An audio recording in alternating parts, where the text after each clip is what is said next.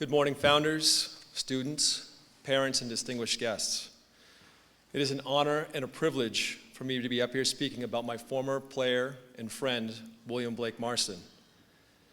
Blake and I first became acquainted when I was hired as the coach for the 2000 baseball season. After just a few practices, it was immediately apparent that Blake was different from anyone I had coached before. He was blessed with talent, and he had a knowledge of the game that made him wise beyond his years. But what made Blake uniquely special was his work ethic and his leadership. Blake took the time to explain the nuances of baseball to his teammates, and if they weren't living up to his expectations at practice, he found different ways to motivate them to improve. He was never satisfied with his game. When practice was over, it wasn't over for Blake. I vividly remember staying after practice, hitting multiple buckets of ground balls so that he could work on his fielding. Or at other times, he would ask me to come watch him as he tirelessly worked on his pitching mechanics. It was this combination of hard work and dedication to the game that helped him earn 8 career no-hitters, 3 first-team All-State selections, as well as the 2001 Division IV Player of the Year. Following his graduation from Derryfield, Blake spent a postgraduate year at Northfield Mount Hermon, where he was a football and baseball standout. In 2004, Blake entered Stonehill College, where he was a top recruit for their baseball program. Stonehill's coach, Pat Bowen, said in his 18 years of coaching, Blake was one of the best he'd ever seen. Quote, Blake was a player who always gave his best effort and had a tremendous work ethic. He was an unselfish athlete, and he had his team's best interest at heart. He was a great leader and someone we are very proud to have worn a Stonehill baseball uniform. Upon his graduation from Stonehill in 2007 with a degree in criminal justice, Blake joined the United States Navy, and he began working on his goal of becoming a Navy SEAL. To give you some perspective on what it takes to reach this goal, the odds of completing SEAL training are not favorable. Each year, about 20,000 naval recruits express an interest in SEAL training. However, only 250 complete their training and join the approximately 2,000 active SEALs. In the spring of 2009, Blake achieved his goal of becoming a SEAL. However, it wasn't without some bumps in the road. During the BUDS training, Blake collapsed of dehydration. However, true to his character, he wouldn't ring the bell, which would signify the end of his SEAL training. Instead, he recovered, and a few weeks later, continued his training, this time passing with flying colors. Quote, "It kind of gives you a sense of his spirit," said his mother, Nancy. Blake loved being a SEAL. He once told his father, Bill, quote, "You know, Dad, I can't possibly imagine being in any other profession where I have such respect and love for my teammates." Just like his approach to baseball, Blake wanted to be the best SEAL he could be and trained as such. In his 6 short years as a SEAL, Blake earned an unprecedented number of awards, which include the Joint Service Commendation Medal, 2 Navy and Marine Corps Commendation Medals with Combat V for Valor, Army Commendation Medal, Combat Action Ribbon, Presidential Union Citation, Good Conduct Medal with Bronze Star in lieu of a second award, National Defense Service Medal, Afghanistan Campaign Medal, Global War on Terrorism Expeditionary Medal, the Global War on Terrorism Service Medal, Sea Service Deployment Medal with Bronze Star, NATO Medal, Naval Expert Rifle Ribbon, and Naval Expert Pistol Ribbon, which are 2 of the highest awards you can win in the Navy. I think Senator Ayotte said it best when she spoke to Congress last fall, quote, "Blake died training to conduct the kinds of missions that keep Americans safe. We owe our freedom and security to Blake and the men and women like him who are in our armed services." Following Blake's death, his friends and family established the William Blake Marston Global Citizenship Award.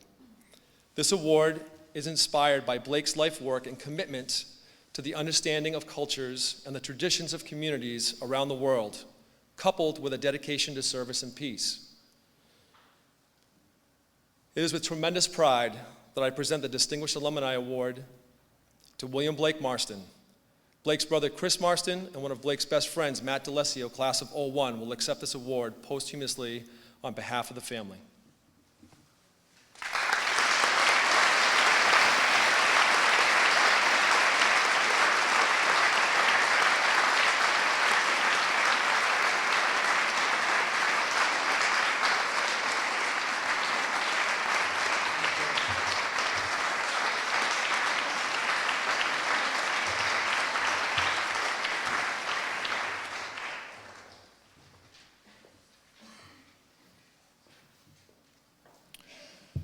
Hello. This is the first time that I'm speaking publicly about my friend Blake, so I'm going to try to keep it together. It's been 15 years since I've stood on this podium. See a lot of familiar faces. One face in particular would be Jeff Hastings, as we used to call him. Thank you for your kind words and for being a friend and a role model to my friend Blake.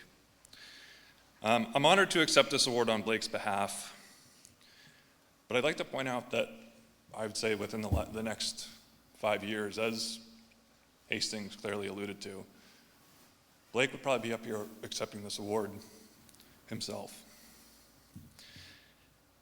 I'd also like to say that the class of 2001 has had a tough year. I think that Blake would have wanted me to stop and mention that we recently lost another member of our class. Please have your thoughts with Greg Morin's family, his parents, his wife Erica, daughter Kate, as we grapple with the why and the how of the incident that took Greg's life. I'd like to provide you with a few anecdotes that sort of explain better who Blake was and why he deserves this award. I met Blake our freshman year here at Derryfield, and I saw Blake continuously persevere and triumph. Blake was a gentleman and a romantic well beyond his years, and his commitment to family was unmatched. 15 years ago, Blake and I were up on this stage, along with the other members of our class. It was graduation day. Hastings had the team baseball van idling in the middle school parking lot. Our names were announced first so that Blake and I could go to the state championship up in Plymouth that day. We were playing Pittsfield. Blake pitched brilliantly and held Pittsfield to only a couple runs. I struck out to end the game. It was a swinging strike for the record, but we lost. A few weeks earlier, it was the day after prom, and we were playing our rival Sunapee. Sunapee always fielded a strong team. It was never an easy game, and sometimes we lost.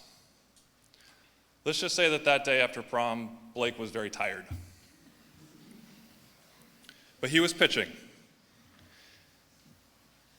And Blake had the ability to find his composure, to pitch smarter, to expose weaknesses in his opponents. There were times when Blake had every right to come storming into the dugout and tip over the water jug and throw his helmet. But that wasn't Blake. Calm and composed, he threw a no-hitter, and we won the game. That was Blake. He had no excuses. Blake and I were more evenly matched at downhill ski racing. We were often on the podium together, and what I remember about my time at Derryfield is during our weekly or daily check-ins with the class, Blake and I would take turns announcing who won and lost the previous race. So I would stand up and I would say, "Congratulations to Blake, he got second place at Pat's Peak last night, and I won." And then I would sit down. And then a week later, he would return the favor. We got a kick out of that. We were also pretty evenly matched at soccer, which we only played our senior year. We used it as a way to stay in shape for the upcoming ski season and spring baseball seasons. Golf just didn't cut it the season before. While neither of us really had the finesse or the first touch of some of the other players, I do remember being called into Mr. Cousineau's office, his room, and he sat us down, Blake and I, and he said, "You guys are my thugs. Any player with the ball dribbling up the middle, you take him out." And we said, "Yes, sir." Blake's existence was not built on compromise or mediocrity. He always strove to throw faster, to ski faster. Further evidence of this is his commitment to CrossFit. CrossFit is all about personal records, a competition against oneself. Blake persevered and he triumphed in this arena. When I found out that Blake had signed up to train for and test into the Navy SEALs program, I wasn't surprised at all. It seemed very fitting. I knew he would excel and make others proud. Others close to him, I'm sure, also understood this call to action as fitting of who Blake was. While I don't know all the details of Blake's work as a SEAL, as most of it was top secret, I know that he persevered, triumphed, and all the while as a gentleman. I'm sure he befriended new role models and made them proud too. I'm honored to accept the Distinguished Alumni Award on behalf of Blake. Thank you.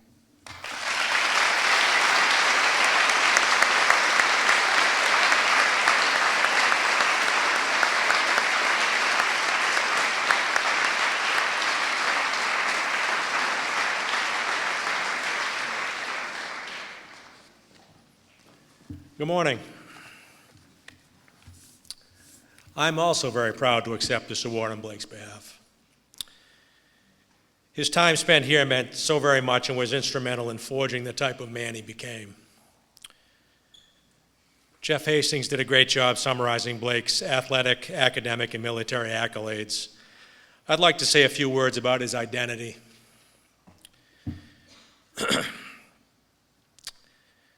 Taped to our pantry door at home is a copy of a Facebook posting my oldest daughter posted just after Blake's passing.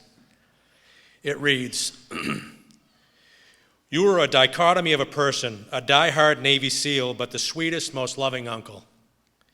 I couldn't have asked for a more understanding, kind, loyal, and person to fall back on when I needed you the most. I will always cherish the times we spent together, for they are sacred and ones that I will hold dearly. I love you."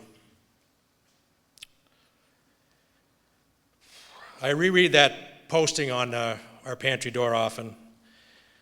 Describing him as a dichotomy is very fitting. The contrast between his physical appearance and his inner beauty couldn't have been more stark.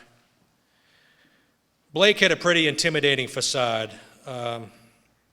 He worked daily on sculpting his physique. His CrossFit workouts were legendary. CrossFit is supposed to be short, tense, and a short, intense training session.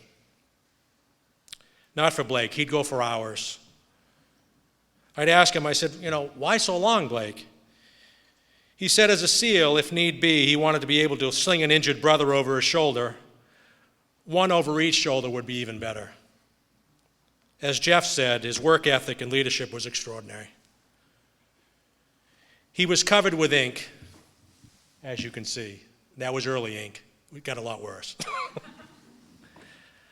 He was covered with ink, many tattoos, Lady Liberty with the scales of justice, the skeletal frog, which symbolizes fallen Navy SEALs, along with many others.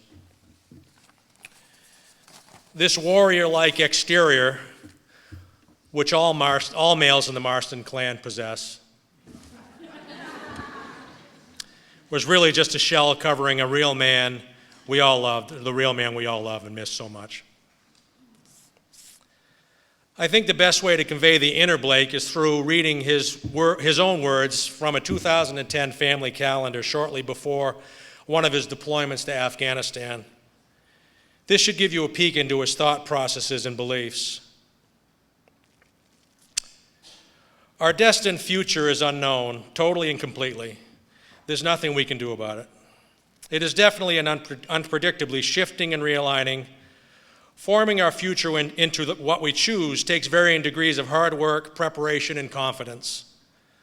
Although we never know what awaits us in our next calling, in the next city or village, or sometimes within the next few feet, the most precious part of living is that we simply go. How we choose to impact and contribute to the world around us will determine a great measure of our fate. Someone who loved me very much taught me, you get what you give, so go and give well.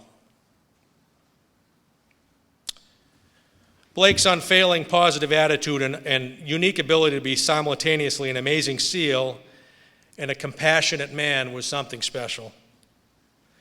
I hope you're all as lucky as Blake to accomplish your dreams, whatever they may be. I always tell my children to strive to be like Blake. Thanks again for this award. I wish he were here to accept it.